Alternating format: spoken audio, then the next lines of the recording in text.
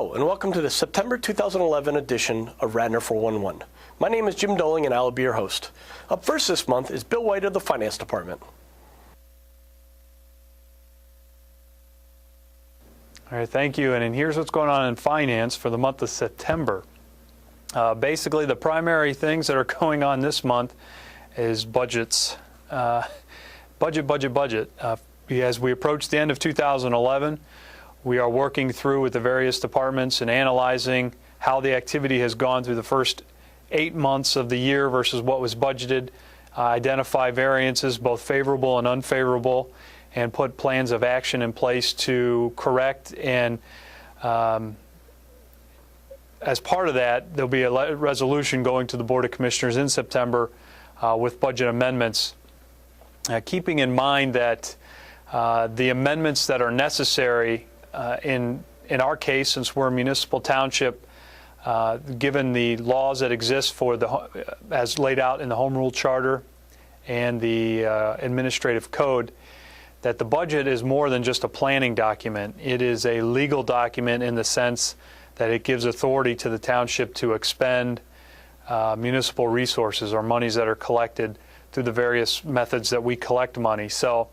amending the budget from time to time is a very healthy thing to do to make sure that the legal document is lining up with what the activity is and with what the plans are for activity for the remainder of the months.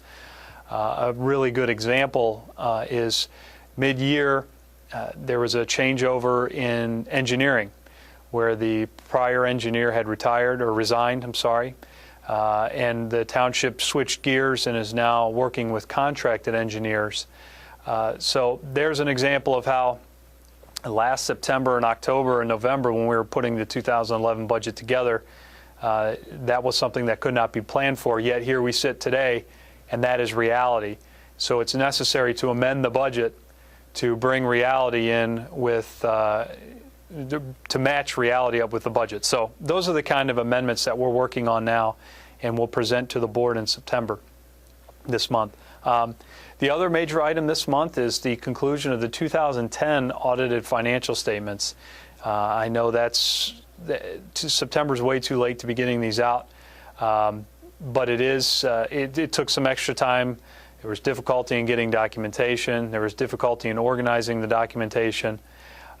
So it is where we're at, and the board will receive the audited financial statements and the results from the auditors, and that will all be made public at some point this month, most likely toward the end of the month, as we work in doing presentations and finalizing the numbers and putting official responses together and those kind of things.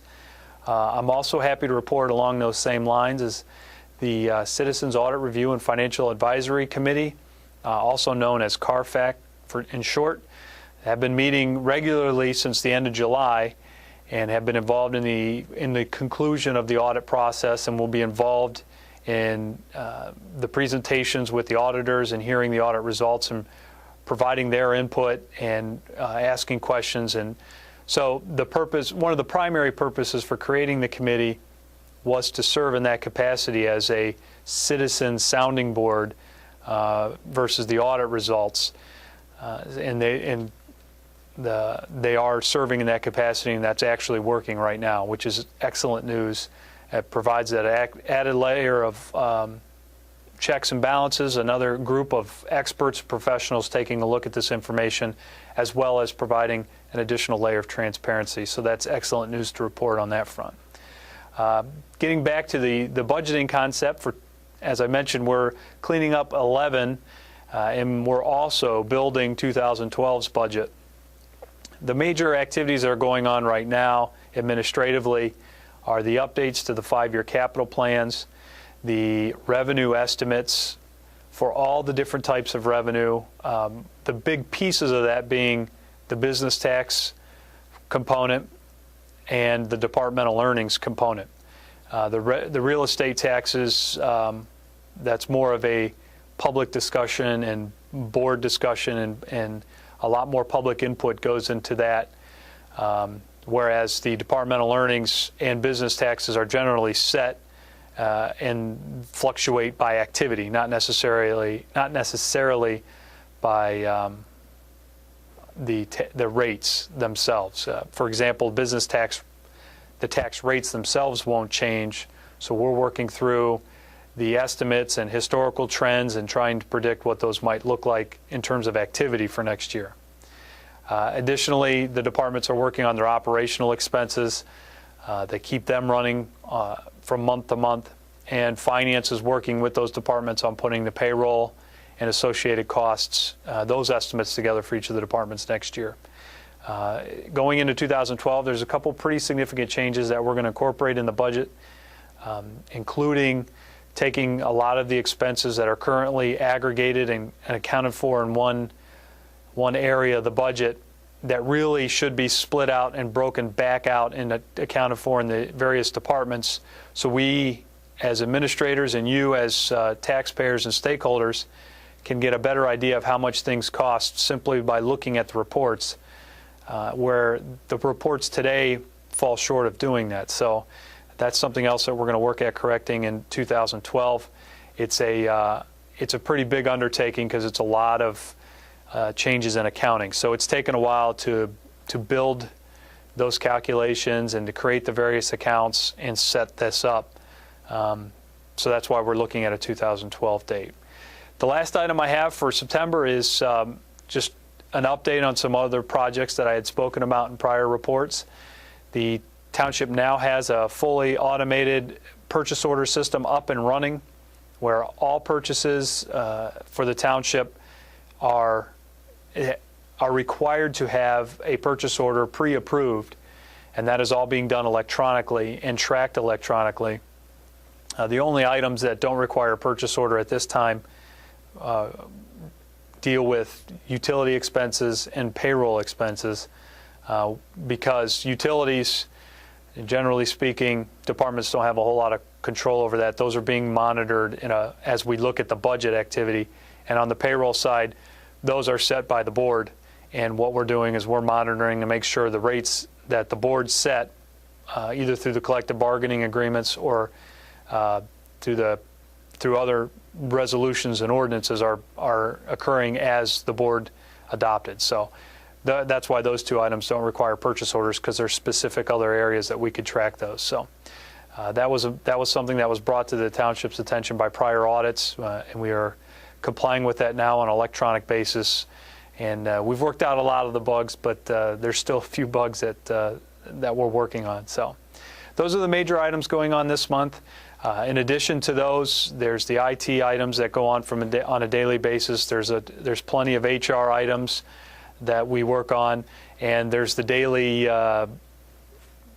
problem solving and issues that come up that need addressed on an immediate basis. Those types of things are also going on a daily basis. The weekly reports are a good way to find out what those might be, because we go into a little bit more detail on that end. And also the monthly reports are useful if you want to get a quick 3-page summary of where the general fund and sewer funds are at in terms of operations. So I would also steer you those ways if you're looking for additional information. If there's something that's either on the website or that you're looking for specifically, please don't hesitate to contact me or anyone in the finance department. We'll be happy to help you out. Otherwise, I will see you back here in October. Thanks. Thanks, Bill. Up next is Ray Daly of the Community Development Department to explain a little bit about the HARB.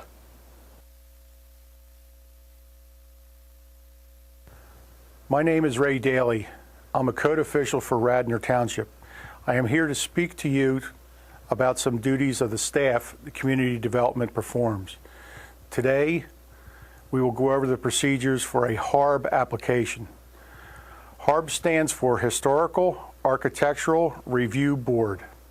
HARB is an advisory board that is charged with protecting the historical character of the districts and regulates the demolition, restoration, and new building within the historic districts. There are 3 HARB districts. They are located in North Wayne, South Wayne, and on Luella Court.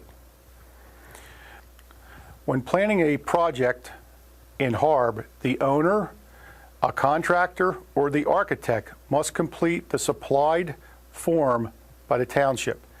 The form asks for basic information of the existing site conditions, proposed changes, details on materials to be installed, and pictures of your house and the surrounding houses in the neighborhood. The information, 7 copies, 1 for each board member and the Township, must be submitted to the Community Development 15 calendar days in advance of the scheduled HARB meeting date. HARB's scheduled meeting date is the first Wednesday of each month. The board reviews the applications submitted, frequently asks questions, and makes suggestions as to keeping the project historically correct. The HARB board votes on whether to approve with minor changes, or denies the application. If the application is approved, the HARB recommends to the Board of Commissioners a certificate of appropriateness be given. Radnor Township Board of Commissioners then vote to approve or deny the recommendations made by HARB. If approved, the owner may then proceed to the next step of applying for the necessary grading or building permits to keep the process going. Thank you. Well, there you have it. Thanks for watching Radnor 411, and remember, RTV is your information station.